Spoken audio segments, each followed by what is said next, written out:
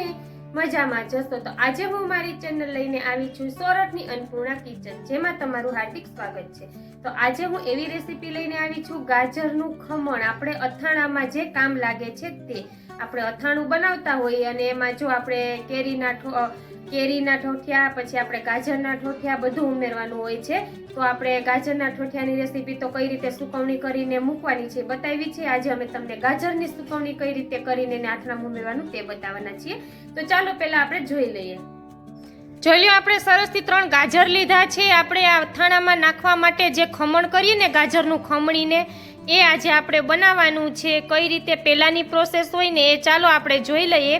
કેમ કે જો આપણે કેરીનું અથાણું આખા વર્ષનું બનાવવાનું ઓલરેડી બધા ગુજરાતીઓના ઘરમાં બનતું જ હોય છે, તો એની અંદર જે ગાજરનું ખમણ હોય ને એ આજે આપણે બનાવવાનું છે। કઈ રીતે બનાવવાનું, કઈ રીતે સૂકવવાનું અને પછી આપણે અથાણામાં નાખવાની પ્રોસેસ કરી શકીએ છીએ આપણે ગાજરની, એની પહેલાંની પ્રોસેસ છે। તો ચાલો આપણે આને સૌ પ્રથમ છાલ ઉખેડી લેશું અને ત્યાર પછી આપણે ખમણી વડે ખમણી લેશું અને ત્યાર પછી શું શું એડ કરશું ને તે બધી પ્રોસેસ અમે આજે તમને બતાવશું। જો આપણે પહેલાં છે ને સૌ પ્રથમ 3 ગાજરની છે ને છાલ ઉખેડી લેશું આ રીતે। ત્યાર પછી કેવડા પીસ કરીએ ને એ પણ અમે તમને બતાવશું। ચાલો આપણે 3 ગાજરની પહેલાં છે ને છાલ ઉખેડી લઈએ। જો આપણે 3 ગાજરની છાલ ઉખેડાઈ ગઈ છે, પછી આપણે આ મોટી ખમણી હોય ને, જો આ રીતની ખમણી હોવી જોઈએ મોટી, એમાં આપણે આ રીતે ખમણવાનું છે। જો તમને બતાવીએ એમાં કેવું થાય છે તે, જો આ રીતનું જાડું થવું જોઈએ, આ સુકાતા થઈ જશે સાવ પતલું, એટલે મોટી ખમણીનો જ આપણે ઉપયોગ કરવાનો છે આમાં। જો આ રીતે આપણે ખમણી લેવાનું છે।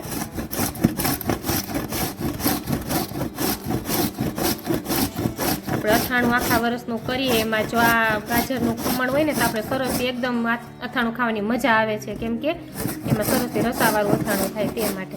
જો આ રીતે આપણે હવે 3 ગાજરને આપણે ખમણી લેશું। ચાલો હવે જો આપણે સરસથી અત્યારે ગાજર જો એટલા જાડા આવતા હોય છે એટલે ખમણવાની પણ આપણને મજા આવે છે। આ રીતે આપણે જો ખમણી લઈએ બધા ગાજરને, 3 ગાજર હતા તેને ખમણી લઈએ અને પછી ખમણી અને આપણે જો આ ટોપિયામાં તપેલીમાં એડ કરતા જઈએ છીએ આ રીતે। જો આટલું જાડું ખમણ આપણે થાય છે, આટલું જાડું કરવાનું છે ખમણને, આ રીતે આપણે ખમણવાનું છે।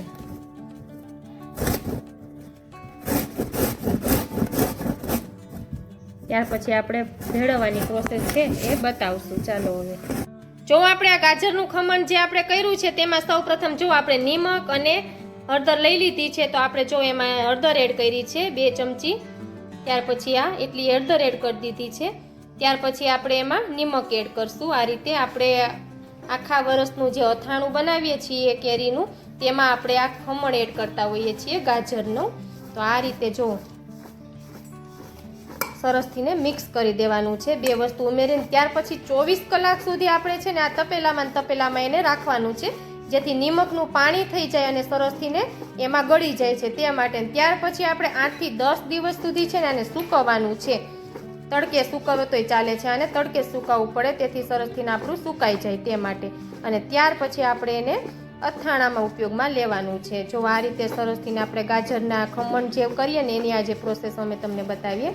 તો જોઈ લો, આપણે આને 24 કલાક સુધી હવે આ તપેલામાં રહેવા દેશું। આપણે નિમક અને હળદર 2 એડ કરી દીધી છે આ રીતે।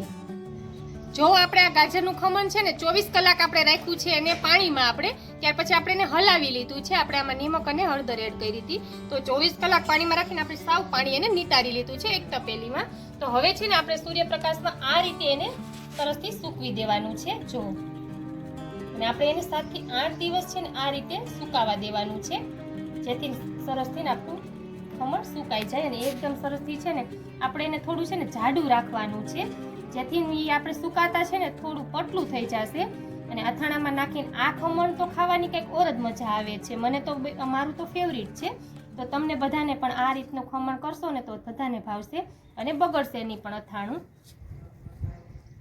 જો આ રીતે છે ને પછી આપણે 2-3 દિવસે છે ને આમાં હાથ ફેરવી દેવાનો, એટલે નીચેનું ઉપર, ઉપરનું નીચે થઈ જાય ને આ રીતે, એટલે છે ને બધું સરખું રીતના એક સરખું સુકાઈ જાય છે। હવે આને છે ને આપણે 7 થી 8 દિવસ આ રીતે સુકાવા દેશું સૂર્યપ્રકાશમાં, જેથી સરસથી થઈ જાય। અને આટલું જાડું રાખવાનું છે, જોઈ શકો છો તમે, આટલું જાડું હોય ને તો સરસથી એકદમ ખમણ થાય છે। તો ચાલો હવે છે ને આપણે આને 7 થી 8 દિવસ સુકાવા દઈએ।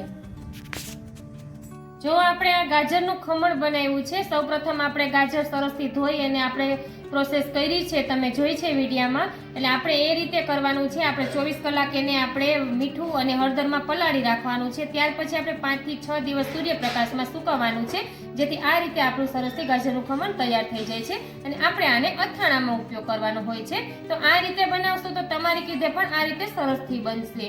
અને આવી નવી નવી રેસીપી જોવા માટે તમે મારી ચેનલને જરૂરથી સબસ્ક્રાઇબ કરી દેજો અને બેલ આઇકન પણ દબાવી દેજો, જેથી અમે તમને સિઝનની રેસીપી બતાવશું.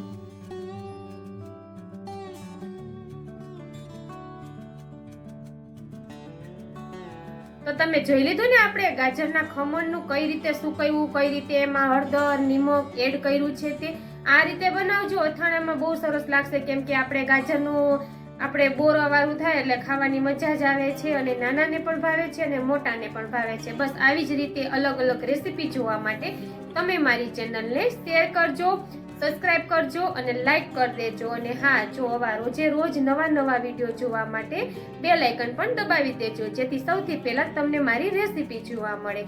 ચાલો, છેક સુધી વિડીયો જોયો છો ને તે માટે તમને બધાને થેન્ક યુ. જય માતાજી, જય શ્રી કૃષ્ણ.